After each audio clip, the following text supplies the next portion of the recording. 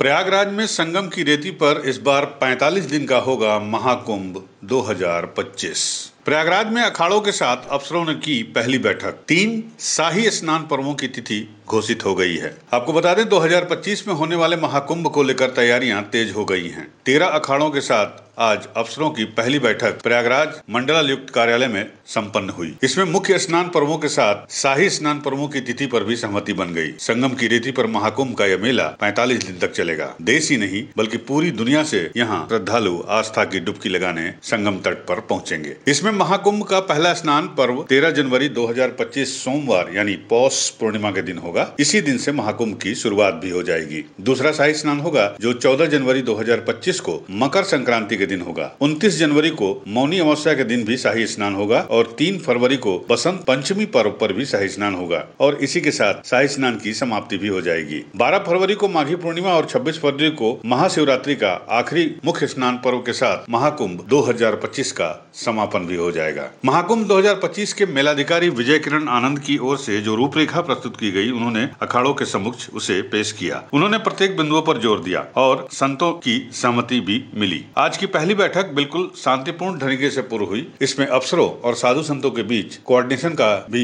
माहौल देखने को मिला। अखाड़े के पदाधिकारियों ने सुझाव दिए कि यहाँ धार्मिक स्थलों का स्पेशल ब्यूटिफिकेशन कराया जाए। निर्मोही अखाड़ा अयोध्या के महंत धर्मदास ने सुझाव दिया कि ऐसे मंदिरों को भी सजाया संवारा जाए जो पिछले कुंभ में छूट गए थे। मेलाधिकारी विजय किरण आनंद ने प्रत्येक संतों की समस्याओं को सुना और उन्होंने संतों से इसे सफलतापूर्वक करने के लिए आशीर्वाद भी मांगा। मीडिया से बात करते हुए मेलाधिकारी विजय किरण आनंद ने बताया कि महाकुंभ 2025 के लिए 2,500 करोड़ के बजट पर स्वीकृति मिल गई है। मुख्यमंत्री योगी आदित्यनाथ की इच्छा है कि जल्द से जल्द शहर के विकास कार्यों को पूरा कराया जाए। इसमें सड़क सुरक्षा, स्वास्थ्य, सफाई जैसे महत्वपूर्ण बिंदुओं पर फोकस किया जा रहा है। शहर में 387 पार्कों में ग्रीन स्पेस यानी सौंदर्यीकरण का काम शुरू कराया जा रहा है। इसी तरह स्मार्ट सिटी योजना के तहत 230 पार्कों में ओपन एयर जिम भी स्थापित करने का काम पूरा हो चुका है और अभी 100 पार्कों में ओपन जिम खोलने की तैयारी चल रही है।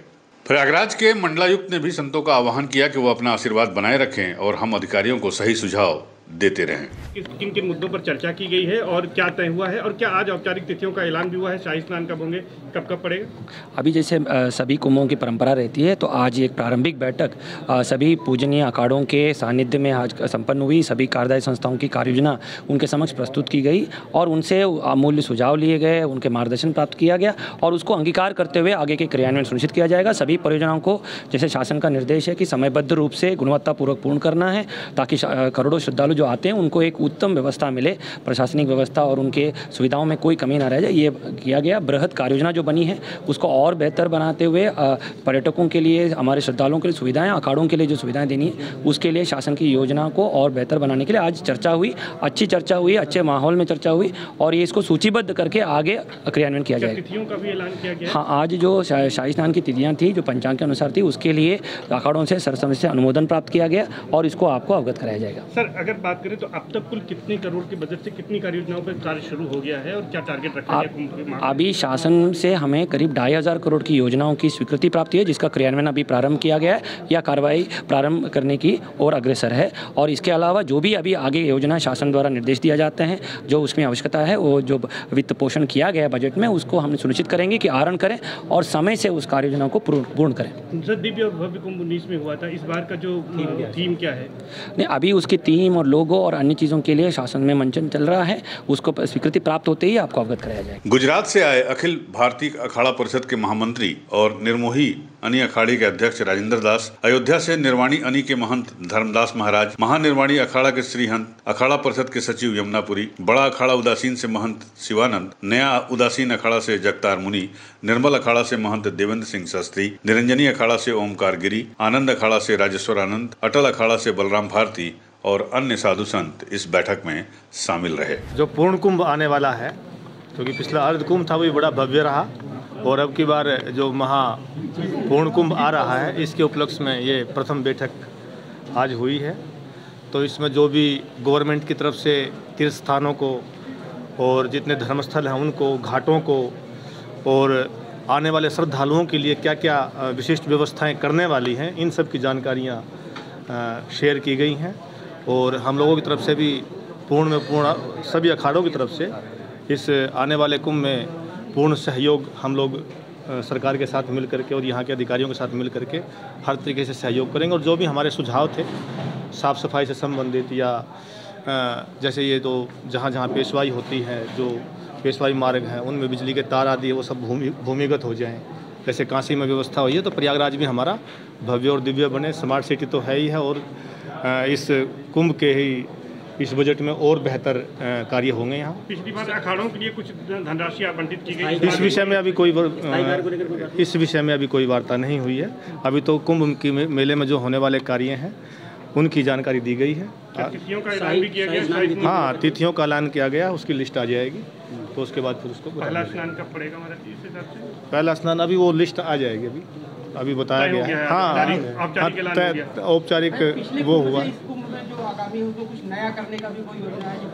हाँ, बहुत सी परियोजनाएं जहाँ सुविधाएं बढ़ाई जा रही हैं, हर मामले में सुविधाएं बढ़ाई जा रही हैं जहाँ भी हैं, चाहे लाइट की व्यवस्था है, चाहे बिजली की है, चाहे साफ़ सफाई की है, हर व्यवस्था को और दुरुस्त किया जा रहा है। आगामी महाकुंभ 2024-25 के संबंध में सभी जितने उसमें स्टेक होल्डर्स हैं, जितने हमारे अखाड़े हैं, जो सम्मानित गुरुवर हैं, साथ में प्रशासनिक अधिकारी जितने हैं हमारे, और साथ में जितने अन्य विभाग हैं, PWD विभाग हैं, फौज के लोग हैं, सभी का एक समन्वय बैठक पहले हुआ, जिसमें आगे आने वाली जितनी कार्य योजना हैं इसके बारे में मेलाधिकारी साहब ने विस्तृत रूप से बताया और साथ में जो चुनौतियों के बारे में सबको सजग किया और साथ में सभी के सहयोग के लिए जो है उसके लिए सभी से अपेक्षा की और साथ में निवेदन किया गया। इस संबंध में जितने हमारे पुलिस आयुक्त साहब, मंडलायुक्त साहब, हमारे IG साहब, विजय किरण आनंद साहब, DM साहब और सभी अन्य विभाग के लोग जो है वो सभी लोग अपने उनसे मार्गदर्शन प्राप्त किए और साथ में उनको सुझावों को बहुत गहनता से और ध्यानपूर्वक नोट किया गया ताकि उस पर क्रियान्वयन करके जो अगली बैठक होगी उसमें फिर उन क्रियान्वयन में जो चुनौतियाँ आती हैं और जो क्रियान्वित हो जाती हैं उसके बारे में बताया जाएगा। क्या संतों की ओर से कोई सुझाव भी आए हैं नए? संत इसके साथ वर्षों से जुड़े हुए हैं, उनकी तजुर्बा और उनके जो सुझाव है वो हमारे लिए बहुत ही बहुमूल्य है। उन्होंने बहुत वर्षों तक ये कराया है और बहुत से अच्छे सुझाव दिए हैं, मार्गदर्शन दिए हैं जिसको नोट किया गया है और उस पर कार्रवाई की जाएगी। सर, पिछले कुंभ के मुकाबले आगामी कुंभ में कुछ नया करने की योजना है? कोई ऐसा प्रस्ताव आया हो जो पिछले बार ना हुआ और नई शुरुआत की जाए? कई सारी बहुत नई शुरुआतें तो नहीं हैं, लेकिन पिछले कुंभ में जो बहुत अच्छी व्यवस्था थी उसकी सभी लोगों ने प्रशंसा की है और ये अपेक्षा किया है कि उस तरह से उससे और अच्छा व्यवस्था हम लोग आगामी कुंभ में भी करें। यूपी न्यूज़ 9 के लिए प्रयागराज से विमल श्रीवास्तव की रिपोर्ट।